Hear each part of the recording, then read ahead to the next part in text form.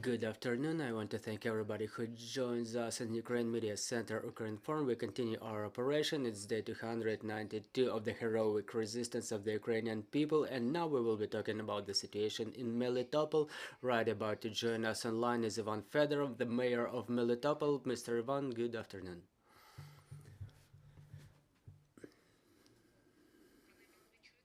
Mr. Ivan, are you hearing us? 1, 2.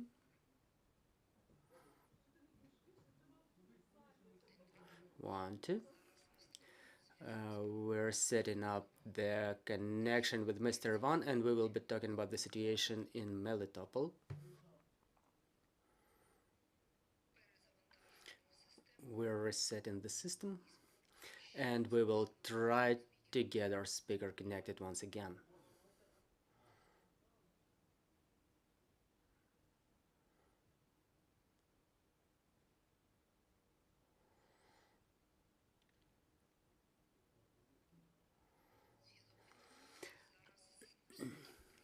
The communication is resetting and our speaker is right about to join us. I'm reminding you, joining us is Mr. Ivan Fedorov, the mayor of Melitopol. Mr. Ivan, are you hearing us? Yes, good afternoon. I'm reading you quite well. Mr. Ivan, recently the hottest topic discussed about Melitopol is the destruction of the occupiers' base. We have information that about 200 Russians were eliminated there. Can you give a couple of comments on that? Yes, the last week was quite tragic for the Russians in the territory of the temporarily occupied parts of Zaporizhia region. As to the Melitopol and Melitopol district, we gave help to the Russians during the weakest. There was a post destroyed on the distance of 20 kilometers from Zaporizhia. There is Bogdanivka logistic node where they use railway to transport their military material. Our armed forces destroyed the enemy's radar station, which served to the air navigation and air defense activities. And also the third thing is the elimination of Russians in the suburbs of Melitopol in a restaurant complex where FSB unit was deployed, who were responsible for analytics and the management of the databases, and also in the hotel nearby that restaurant there was located a unit of Ossetians who lived and recreated there. As to the losses in all three objects, the losses of personnel are dozens of Russians who left forever, and talking about the injured, it's about 200 Russians who left for hospitals. And we see the reaction of the local collaborationists and the local occupiers. What I'm talking about is Russians were talking a lot in their propaganda media about Melitopol being reliably protected by air defense forces, and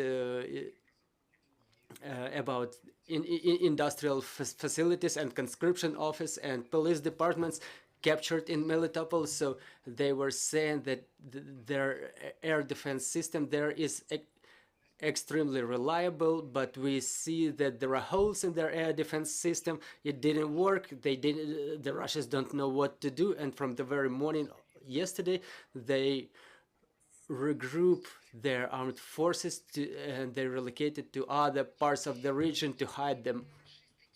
So we can say that the Russians are fleeing from Melitopol, trying to relocate. I wouldn't say fleeing, I would say relocating.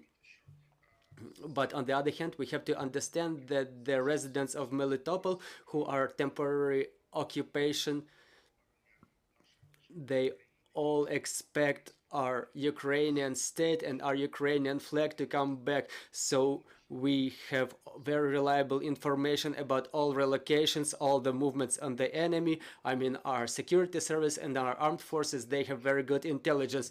But the fact that they relocate to other places it doesn't mean that they can hide from us. Does it mean that the pressure on our citizens will be increased, or Russians are now preoccupied with something else? Well, unfortunately, all the attempts of elimination of the Russians, they result in increase of the pressure on the residents who are now under temporary occupation. For example, from yesterday, there were searches not only in apartment blocks and residential buildings, there are searches even in the market among the salesmen, and there are new propaganda media issues as if the Russians come to a home of a deserter or a guerrilla, and there are freshly printed propaganda sheets of right sector scattered around the house of that person, and this is the propaganda how they try to press on the civil population. Yes, so we observe the pressure on the civilians, and it's been 2 weeks that don't let our men leave the occupied areas. For example, through Vasilivka checkpoint, from all the 4 temporarily occupied areas of Donetsk, Luhansk, Zaporizhia, and Kherson region, only 4 residents were able to leave within a week. So comparing to the previous weeks when it was 1,000 people per week. So yeah, we can say that the pressure is increasing. We have questions in the studio. Good afternoon, Olga Apanasenko, Ukrinform. Sir, there is new information that in Melitopol, Russians exchange hryvnias for rubles, giving the old specimens of money. Yes, the Russians call for the residents to quit using hryvnia. They say that the hryvnia will be out of circulation starting from the 1st January. They started this process a little while ago. They started it even in Russian banks, so it's an absurd situation where they accept hryvnias, and they started issuing the counterfeit rubles in their banks. We've seen the cases when the material aid issued to our citizens was issued in false, in counterfeit rubles. So on one hand, they deprive everybody of hryvnia, and they try to replace it with counterfeit rubles. Mr. Van, was the humanitarian situation in Melitopol? What about the mobile communication, water, power supply? Well, the situation is being complicated because of the shutdown of the mobile communication by Russians to immerse our residents in information vacuum, and there are shutdowns of power supply and respectively water supply and heat supply, but our residents are prepared for winter now. They found the reserve options at homes of their relatives near Melitopol, where they can use not only electric power based heating, but they can heat their homes with wood or coal. So this is the way our residents try to sort out the situation. What's the situation with the medicines? Is there a way to deliver medicines to the occupied areas? We tried to do it the last week, but all the medicines were retained in the gray zone. In Vasilivka, Russia's detained them. So there is still a need for medicines among our citizens in the occupied territories, for example, for people who have chronic diseases or orphan diseases, and Russians completely neglect that issue. There is the range of medicines in the local pharmacies, but they are cheap analogs of the cheap Russian analogs of Ukrainian medicines. For example, vitamin C costs like 16 times more expensive than it costs in the pharmacies of Ukraine. As to the medicines in the hospitals, the Russians shoot propaganda videos as they deliver the medicines to the hospitals, but in fact they take it back to their military hospitals then. So there is no normal range of medicines which is widely available in Ukrainian in government-controlled territories now. And as to their injured Russian military, do they bring it to Crimea? So is it true that they don't leave anybody in the occupied areas or in Melitopol, for example? No, it's not quite true. They just delivered a part of their injured to Crimea using ambulance vehicles. They bring it to Crimea or even then to Russia. A large number was brought to military hospitals in Melitopol and around the city. And the part of those injured are in emergency medical hospital in Melitopol. So the injured Russians were brought in 3 different directions. Do we know if those Russian military currently based in Melitopol, are they freshly mobilized or they're regular military units? Who's the majority?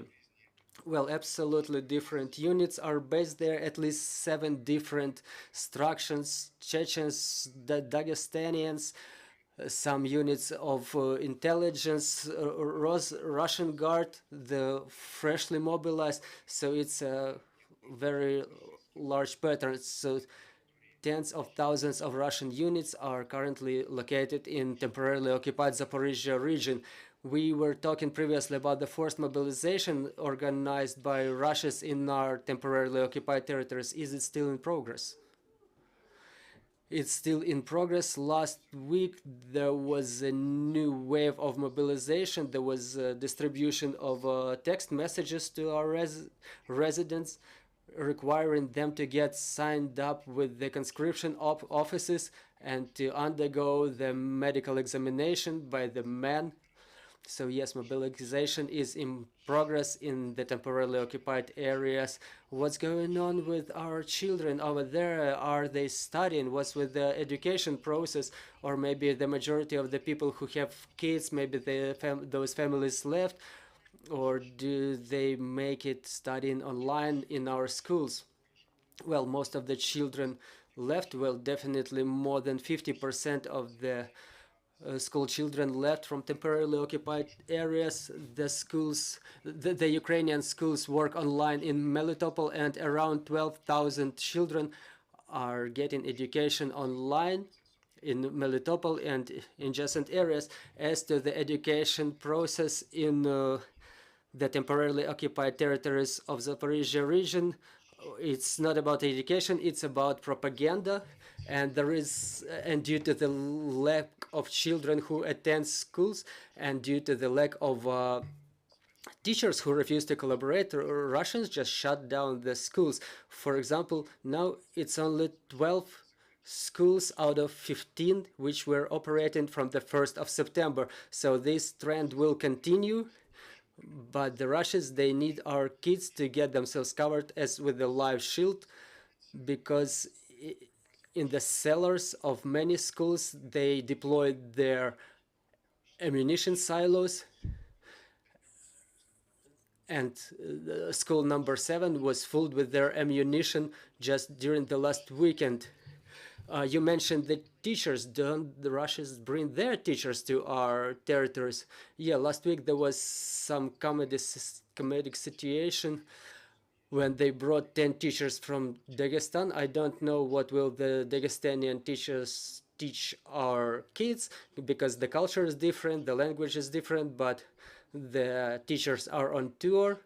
But last time such tours took about 2 weeks, so I think that this time those teachers will spend even less time in our territories. I appreciate you join our air. I'm reminding you, joining us was Ivan Fedorov, the mayor of Melitopol. Our team is preparing the schedule for tomorrow, so bear with us. Glory to Ukraine.